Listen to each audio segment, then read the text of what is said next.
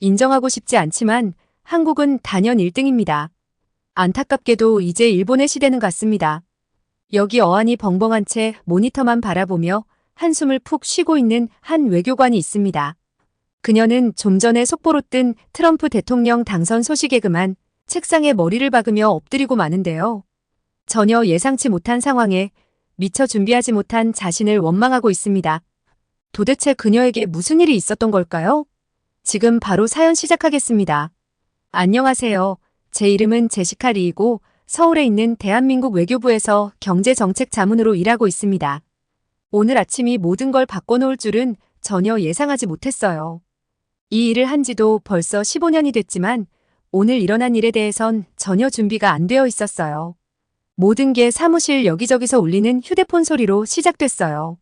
한두 대가 아니라 수십 대가 동시에 울리는 거예요. 아침 햇살이 사무실 창문 사이로 살짝 비쳐오기 시작할 때쯤 벌어진 일이었어요.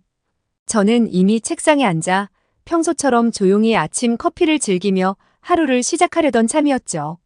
그런데 오늘은 뭔가 달랐어요. 핸드폰을 집어드는 순간 심장이 덜컥 내려앉았어요. 뉴스 헤드라인이 눈에 들어왔거든요. 도널드 트럼프, 미국 대통령 선거 승리. 커피잔을 입으로 가져가다 말고 멈춰버렸어요. 혹시 내가 피곤해서 잘못 보고 있나 싶어 눈을 깜빡였는데 글자는 그대로였어요. 주변을 둘러보니 조용했던 사무실이 갑자기 활기를 띠기 시작했어요. 동료들이 몰려들며 각자 다른 표정을 짓고 있었어요. 충격, 걱정, 혼란이 섞인 얼굴들이었죠. 제 옆자리에 이 과장님은 핸드백을 바닥에 떨어뜨리고도 그걸 알아차리지 못했어요. 저희 상사 박 과장님도 들어오셨는데 넥타이가 비뚤어져 있는 게 아니겠어요? 그분과 일하면서 넥타이 제대로 안 매고 들어온 모습은 처음이었어요. 제시카. 박 과장님이 절 부르셨죠. 뉴스 봤어? 고개를 끄덕이며 컴퓨터로 눈을 돌렸어요. 손가락이 키보드를 빠르게 두드리며 추가 정보를 검색했어요. 경제정책 자문으로서 제 머릿속에는 곧바로 이게 한국 경제에 어떤 영향을 미칠지에 대한 생각들이 떠오르기 시작했어요. 무역협정은 어떻게 될까? 기술협력은? 머릿속에서 질문들이 쏟아져 나왔어요. 그때 눈에 띄는 게 있었어요. 트럼프가 승리 연설을 하고 있었는데 한국에 대해서 언급하는 거예요. 우리 조선 산업을 두고 세계 최고라고 칭찬했어요. 겉으로 보면 꽤 우호적인 말처럼 들렸지만 외교 분야에서 오래 일한 저로서는 그 속뜻을 짐작할 수 있었어요. 마치 어머니께서 누군가의 요리를 칭찬한 다음에 내 레시피도 한번 써봐라고 하실 때처럼 뭔가 숨은 의미가 있는 거죠. 저는 평소 중요한 사건을 기록하는 데 사용하는 노트를 집어들었어요. 이제는 겉표지가 낡아버린 파란색 노트인데 전자기기보다 이 노트가 더 믿음직스러워요. 트럼프의 말을 정확히 적다 보니 손이 약간 떨리는 게 느껴졌어요. 무서워서가 아니라 앞으로 많은 것들이 변할 거라는 그 무게가 느껴져서였어요. 사무실은 사람들이 더 들어오면서 점점 시끄러워졌어요. 전화벨은 끊임없이 울리고 여기저기서 한국어와 영어로 대화하는 소리가 들려왔어요. 소식 들었어? 우리한테 어떤 의미가 있을까? 걱정해야 되는 거 아니야? 평소 고요했던 아침의 분위기는 마치 정전기처럼 공중에 긴장감이 감돌고 있었어요. 창밖을 보니 서울의 스카이라인이 펼쳐져 있었어요. 높이 솟은 빌딩들, 아침 교통, 일상을 살아가는 사람들. 아직 그들은 이번 소식이 자신들에게 어떤 영향을 미칠지 모를 거예요. 우리나라의 경제 정책을 다루는 사람으로서 큰 책임감이 어깨를 짓누르는 느낌이 들었어요. 이건 단순한 정책 문제가 아니라 실제 사람들, 실제 삶, 실제 가족들에게 영향을 미치는 일이니까요. 가족 생각도 났어요. 중학생인 딸 민지를 떠올렸죠. 어젯밤에도 미국으로 유학 가고 싶다고 이야기했는데 이제 그 계획도 바꿔야 할까요? 그리고 미국 회사들과 자주 거래하는 제 동생의 해운 회사는 또 어떻게 될지 걱정이 됐어요. 책상 위에 사무실 전화가 울리며 제 생각을 끊어놨어요. 30분 후 긴급회의가 잡혔다고 하더라고요. 메모를 하면서 보니 문 밖으로 더 많은 공무원들이 바쁘게 지나가고 있었어요. 진지한 표정으로 태블릿이나 두꺼운 서류 뭉치를 안고 움직이는 모습들이었죠. 저는 깊게 숨을 들이쉬고 일어서서 넥타이를 바로 잡았어요. 이제 아침 해가 완전히 떠서 제 책상에 긴 그림자를 들이우고 있었어요. 회의를 준비하면서 알았어요. 이건 단지 시작일 뿐이라는 걸요. 앞으로 진짜 일, 그리고 진짜 도전들이 기다리고 있었죠. 하지만 그게 바로 제가 이 직업을 택한 이유예요. 때로는 가장 큰 변화가 예상치 못한 순간에 찾아오고 우리는 그 변화 속에서 나라를 이끌어야 하는 역할을 맡고 있는 거죠. 그날 아침을 돌아보면 모든 게 바뀌던 순간이었던 것 같아요. 저나 우리 사무실만이 아니라 대한민국 전체가요. 해는 평소와 다름없이 떠올랐지만 그 후로는 모든 것이 조금씩 달라질 거예요. 부처의 바쁜 복도를 걸어가면서도 트럼프가 우리 조선업에 대해 했던 말이 머릿속에서 떠나질 않았어요. 벽에 설치된 거대한 컴퓨터 화면들에는 전 세계 뉴스 채널들이 선거 결과를 다루고 있었죠. 제 책상 위에 놓인 커피는 아침부터 정신없이 바빠서 이미 식어버렸고요.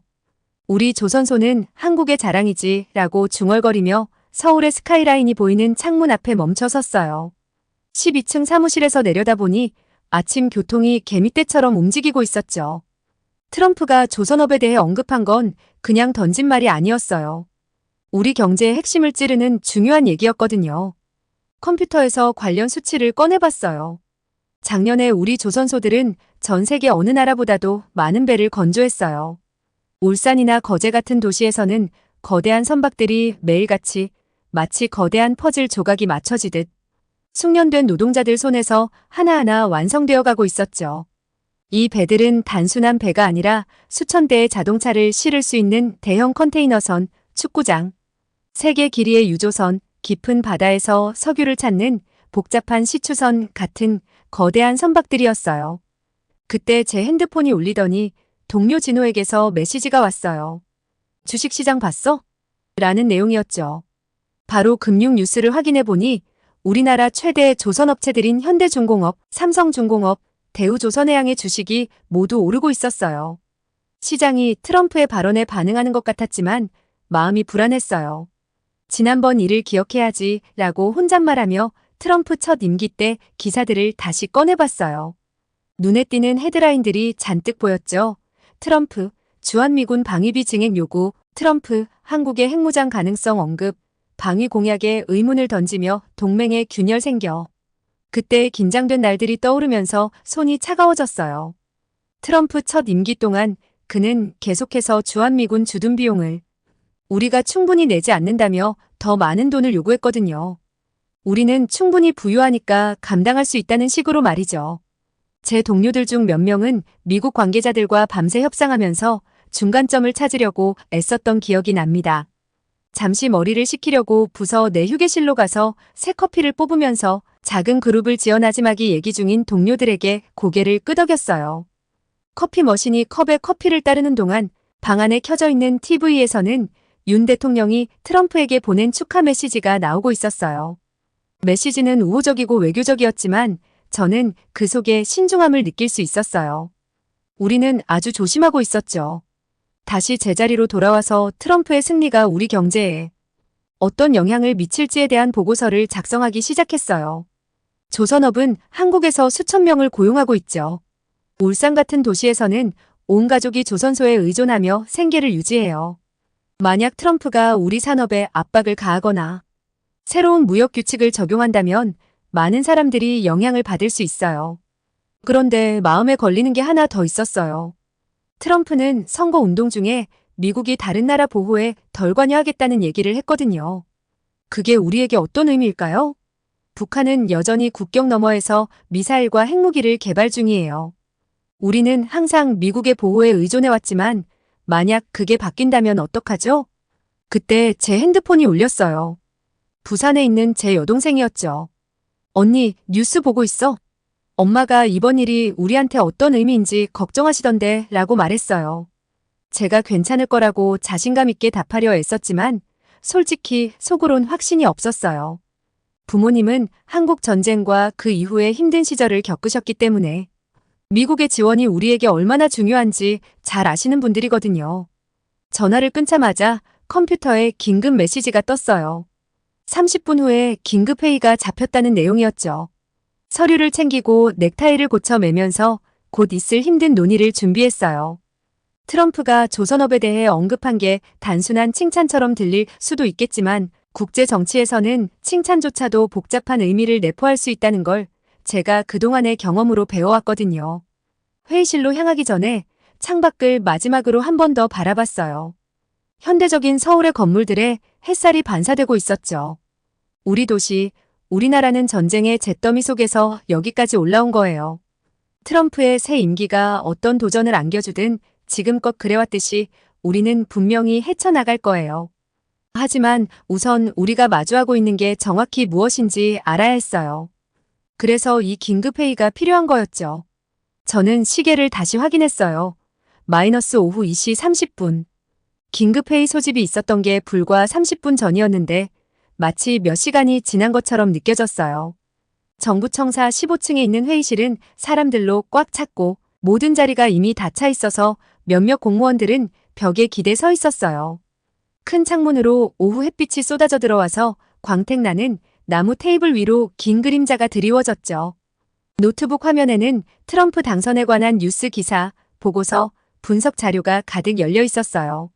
방 안에 이렇게 많은 사람들이 모여 있어서인지 유난히 더운 느낌이 들었고 저는 넥타이를 살짝 풀었어요. 더 많은 공무원들이 걱정스러운 얼굴로 서둘러 들어오는 모습을 보면서요.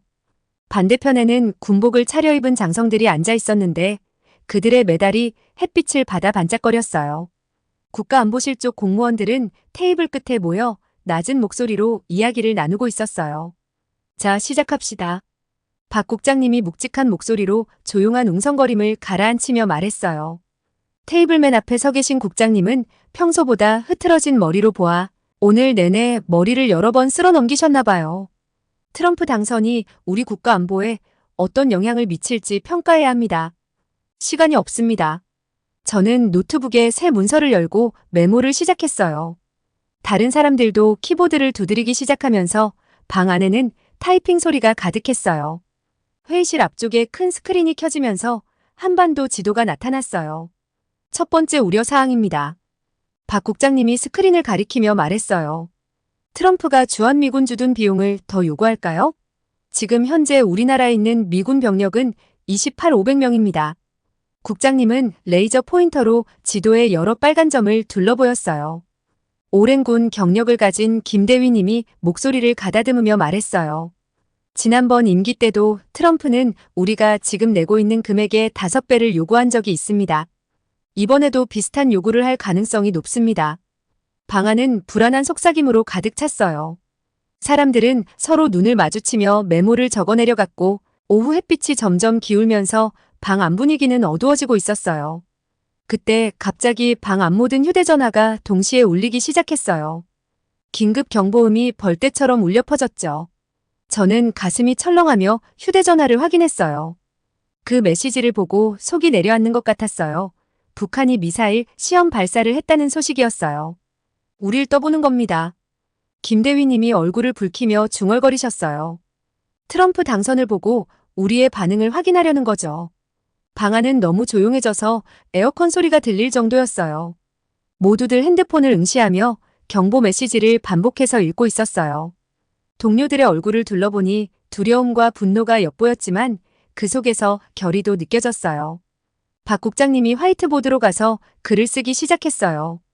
마커가 보드에 긁히는 소리가 들리며 우리의 주요 우려 사항들이 적혀 나갔죠. 첫 번째, 주한미군 감축 가능성. 두 번째, 군사보호비용 상승. 세 번째, 북한 도발. 네 번째, 지역 안정성. 다섯 번째, 핵 억지력 옵션. 목록을 보자 참 생각이 많아지는 대목이었어요. 저는 손가락이 바쁘게 움직이며 각 항목을 타이핑했어요.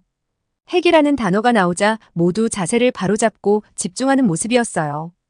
트럼프가 예전에 한국이 자체 핵무기를 개발해야 한다고 시사한 적이 있었거든요. 그건 모든 걸 바꿀 수 있는 논란의 여지가 큰 제안이었죠. 가장 젊은 장교 중 한 명인 이사라 중위님이 갑자기 자리에서 일어섰어요. 그의 의자가 뒤로 밀려났고 그는 감정을 억누른 채 단단한 목소리로 앞으로 걸어나와 말했어요. 현실을 직시해야 합니다.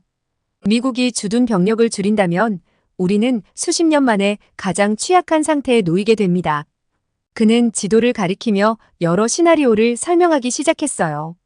북에서 공격할 가능성이 있는 경로를 화살표로 표시할 때마다 상황이 더 현실감 있고 위험하게 느껴졌어요.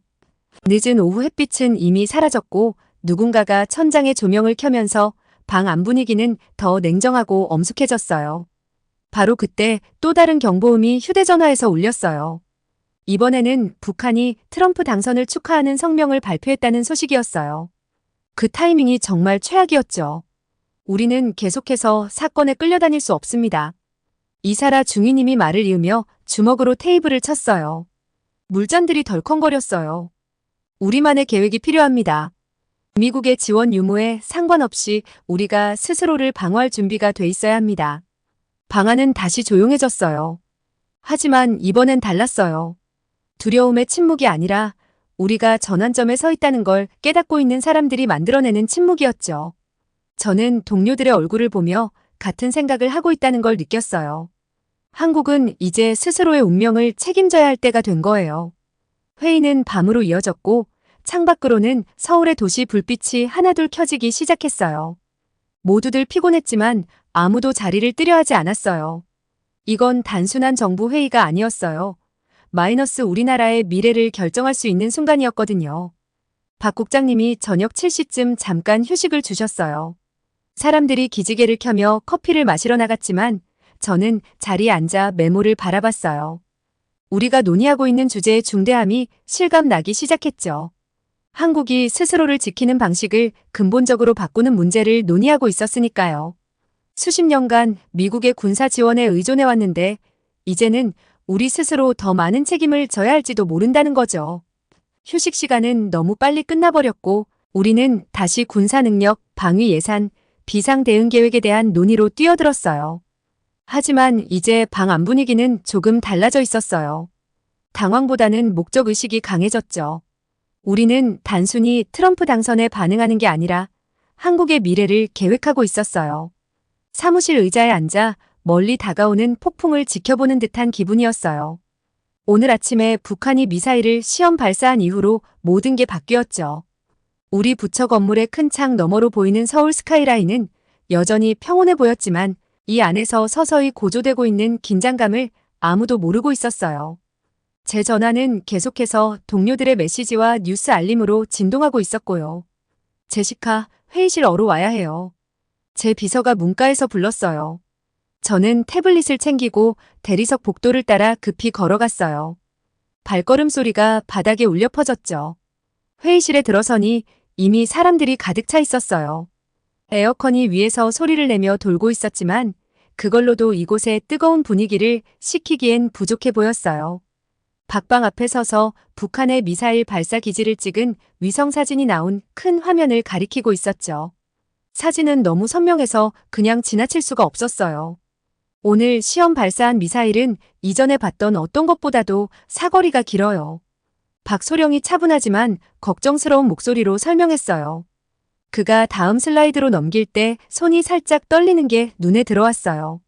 그리고 우리 정보에 따르면 더 많은 미사일이 발사 준비 상태에 있습니다. 저는 방안을 둘러보며 동료들의 얼굴을 살폈어요. 어떤 사람들은 메모를 하고 있었고 어떤 사람들은 화면을 뚫어지게 쳐다보고 있었죠. 모두 같은 걱정스러운 표정을 짓고 있었어요. 제 옆에 앉은 사람은 펜을 너무 세게 쥐고 있어서 부러질 것 같더라고요. 미국 쪽은 어떤가요? 뒤쪽에서 누군가가 물었어요. 그 질문에 다들 자리에서 조금씩 불편하게 몸을 움직였어요. 박소령이 목을 가다듬으며 말했어요. 그게 지금 가장 우려되는 부분입니다. 트럼프 대통령이 이전에 했던 주둔군 감축 발언들 때문에 말을 끝낼 필요도 없었어요. 우리 모두 어떤 상황인지 잘 알고 있었으니까요.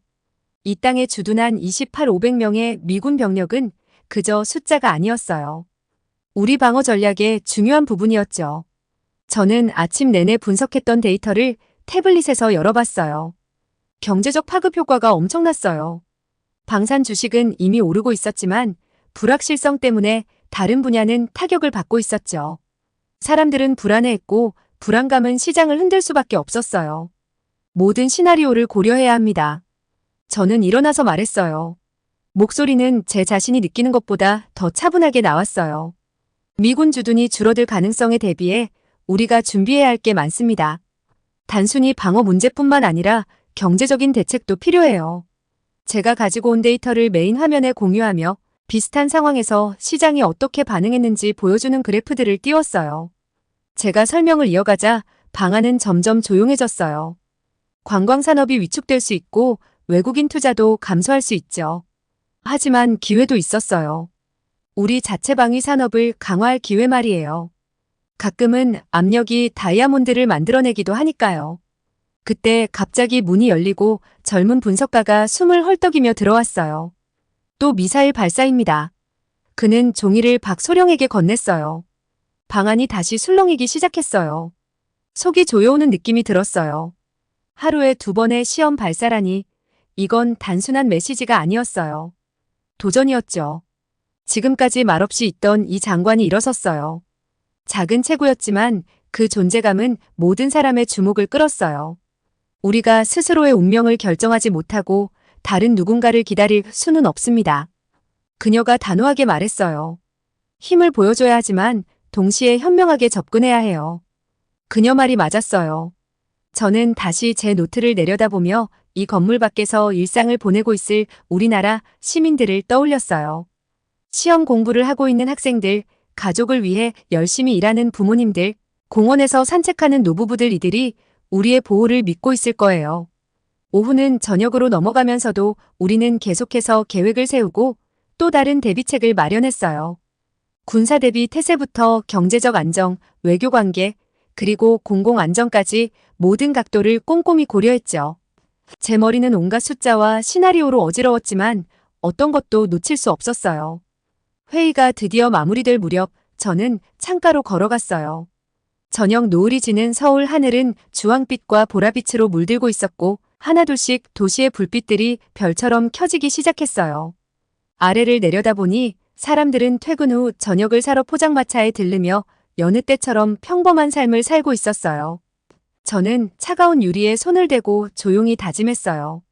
앞으로 어떤 도전이 닥쳐도 우리는 맞서 싸울 거라고요. 한국은 지금까지 겪어온 모든 어려움을 이겨내며 더 강해져 왔어요. 이번에도 다르지 않을 거예요. 이제는 단순히 생존이 아니라 자립과 강인함, 우리 힘으로 자부심을 가질 미래를 위해 준비하고 있었죠. 제 전화가 다시 울렸어요. 내일 아침 또 다른 긴급 회의가 잡혔네요. 저는 짐을 챙기고 평화로운 도시를 한 번 더 바라본 뒤 집으로 향했어요. 해야 할 일이 많았고 우리는 해낼 겁니다. 쉬워서가 아니라 반드시 해야 할 일이기 때문에요. 저는 사무실에 앉아서 벽에 걸린 TV 화면에 시선을 고정하고 있었어요.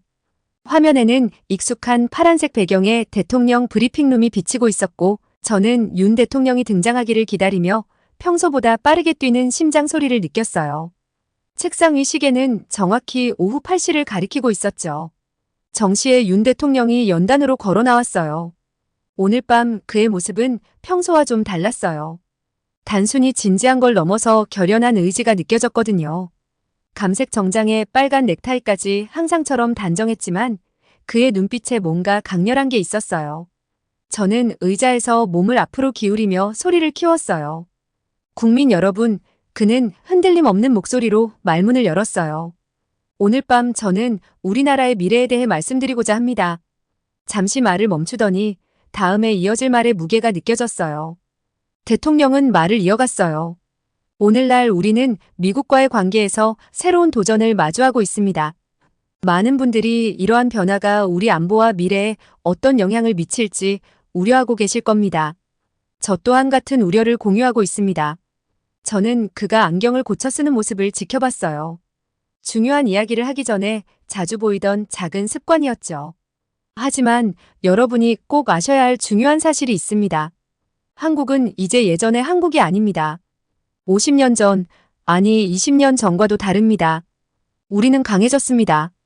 우리 경제는 세계에서 손꼽히고 기술력은 여러 분야에서 선도하고 있습니다.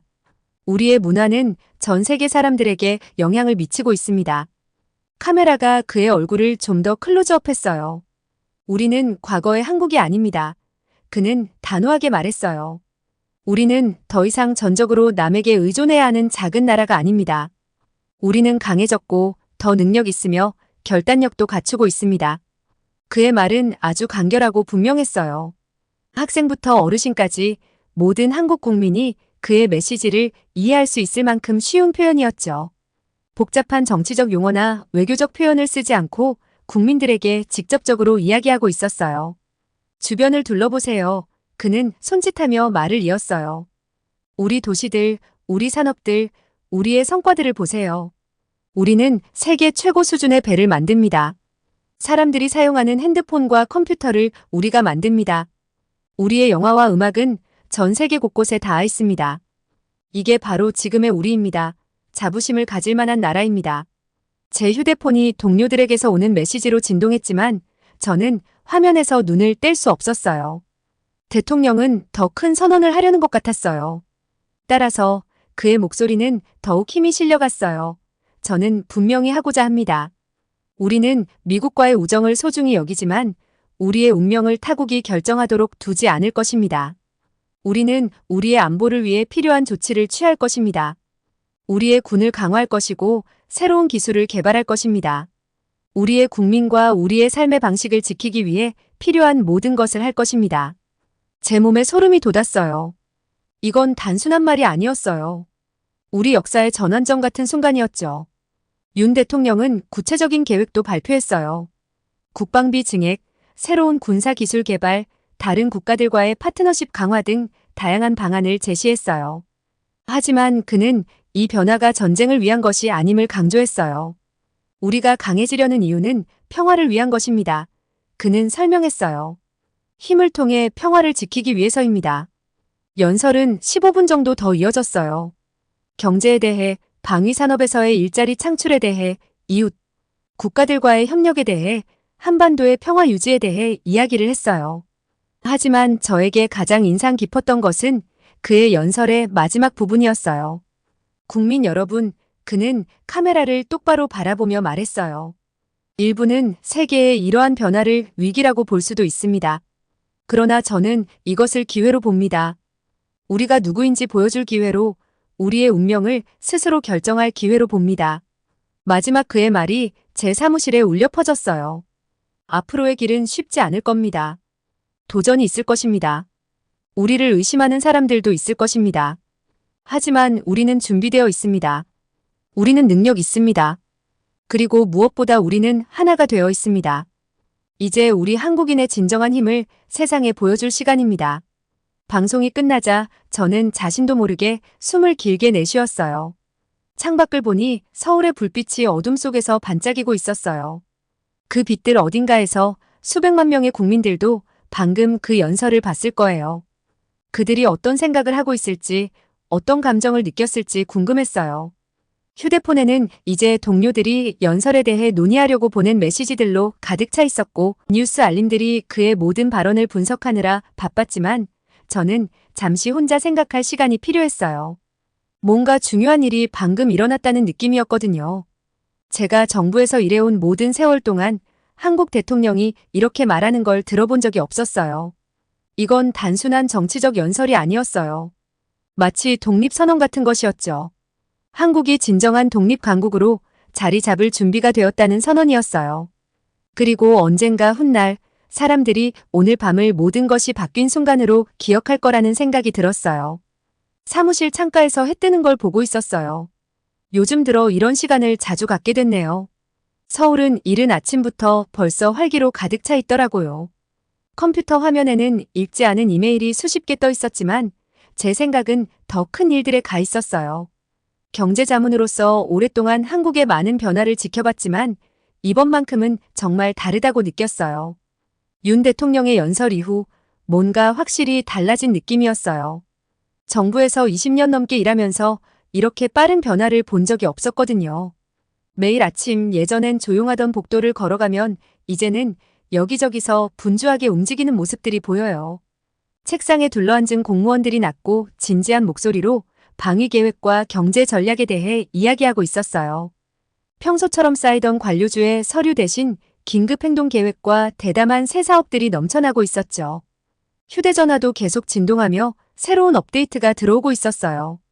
방산 산업 주식이 날이 갈수록 오르고 있었는데요. 삼성항공, 한화디펜스, 한국항공우주산업 같은 기업들이 연일 신기록을 세우고 있었어요. 예전에는 투자자들에게 거의 주목받지 못하던 회사들이었는데 이제는 매일같이 뉴스에 오르내리고 있었죠. 저희가 작전실이라고 부르는 주요 회의실에는 대형 스크린들이 여러 개 설치되어 있었어요. 실시간 데이터를 보여주는 화면들로 하나는 방위 능력을 추적하고 다른 하나는 경제 지표를, 또 다른 하나는 소셜미디어 동향을 보여주고 있었죠. 저는 그 방에서 다른 부서 동료들과 함께 오랜 시간을 보내며 전보다 훨씬 협력적으로 일하고 있었어요. 가장 놀라운 변화는 소셜미디어에서 느껴졌어요. 아침에 지하철로 출근하면서 피드를 확인하다 보면 신기한 걸 보게 되더라고요.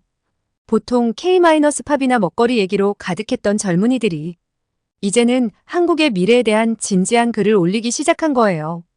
해시태그 강한대한민국이라는 해시태그가 유행하고 있었고 그 아래에는 학생, 직장인, 할머니, 할아버지까지 다양한 사람들이 나라의 미래에 대한 희망을 표현하고 있었어요. 이거 봐요. 제가 제 보좌관 민지에게 고등학생이 쓴 글을 보여줬어요. 그 학생은 이렇게 적었더라고요. 할아버지는 우리나라가 남의 보호를 받던 시절 이야기를 들려주셨어요. 그런데 이제 우리는 달라요. 우리는 더 강해졌고 이제 스스로 설 수 있어요. 에너지는 단지 온라인에서만 느껴지는 게 아니었어요. 점심시간에 서울 거리를 걸으면서도 작은 변화들이 보였어요. 서점 진열대에는 한국 역사나 방위 기술 관련 서적들이 놓여 있었고 커피숍에서도 연예인 소식 대신 국가 안보나 경제 독립에 대한 대화들이 들려왔어요. 기억에 남는 회의 중 하나에서는 기술 부문 연구 자금을 늘리는 계획을 논의했어요. 우리가 단지 군사력만 얘기하는 게 아니에요. 제가 회의실에 모인 공무원들에게 설명했어요. 우리가 목표로 하는 건 인공지능, 로봇공학, 그리고 친환경 에너지 분야에서 리더가 되는 거예요. 현대 독립의 도구들은 이런 것들이죠. 가장 감동적이었던 순간은 제가 옛 대학교에 가서 특별 강연을 했을 때였어요. 강당은 학생들뿐만 아니라 제 강연 소식을 듣고 온 일반 사람들까지 꽉 차 있었어요. 제가 한국의 경제 여정과 앞으로의 계획에 대해 이야기할 때 그들의 눈에는 단순한 관심을 넘어선 무언가가 비치더라고요. 자부심과 결의가 섞인 눈빛이었어요. 강연이 끝난 뒤 한 젊은 학생이 저에게 다가왔어요. 김 선생님, 그녀가 말했어요. 우리 부모님은 항상 한국이 너무 작아서 독립적으로 설 수 없다고 말씀하셨어요. 하지만 이제는 그게 사실이 아니죠? 제가 미소를 지으며 대답했어요. 저도 한때는 같은 생각을 했거든요. 아니, 그건 이제 사실이 아니야. 우리나라는 더 이상 작지 않아. 우리의 능력도 그리고 우리의 정신도 말이야. 늦은 저녁 사무실로 돌아와 책상 위에 놓인 옛 사진을 바라보게 됐어요. 1980년대 서울 모습이 담긴 사진이었는데 제가 어린 시절의 서울은 지금과 너무 달랐어요. 빌딩도 작고 불빛도 적고 자신감도 덜했던 그 시절이 떠올랐어요. 그런데 지금 창밖으로 보이는 서울의 화려한 고층 빌딩들과 북적이는 거리들을 보면서 우리나라가 스스로를 변모시키고 있다는 에너지를 느낄 수 있었어요. 휴대전화가 다시 울렸어요. 내일 긴급회의가 또 잡혔더라고요. 그런데 이번에는 긴급이라는 단어가 이전처럼 두려움으로 다가오지 않았어요. 오히려 기회로 느껴졌어요. 이제 우리는 변화에 단순히 대응하는 게 아니라 변화를 만들어가고 있었거든요. 가방을 챙겨 집으로 향하면서 이 순간이 역사에 어떻게 기억될지 문득 생각하게 됐어요. 단지 특정 대통령의 당선이나 군사력 강화에 대한 대응이 아니라 그보다 더 큰 의미가 있는 순간이었어요. 우리나라가 드디어 자신의 힘과 잠재력을 깨닫게 된 거죠. 조용한 저녁 거리를 걸으며 깊은 사명감을 느꼈어요. 앞으로도 어려운 도전들이 기다리고 있었고 쉬운 길은 아닐 거예요. 하지만 처음으로 진심으로 믿었어요. 대한민국이 스스로의 운명을 개척할 준비가 되어 있다는 걸요. 우리나라는 이제 성장했고 더 이상 돌아갈 수 없어요. 서울의 불빛들이 반짝이고 있었어요. 그 불빛 하나하나가 우리가 얼마나 멀리 왔는지 보여주는 것 같았어요. 내일은 또 새로운 도전, 새로운 회의, 그리고 새로운 결정들이 기다리고 있겠죠. 하지만 오늘 밤 별 아래 빛나는 제 도시를 바라보며 우리 미래에 대한 희망만이 가득 차올랐어요.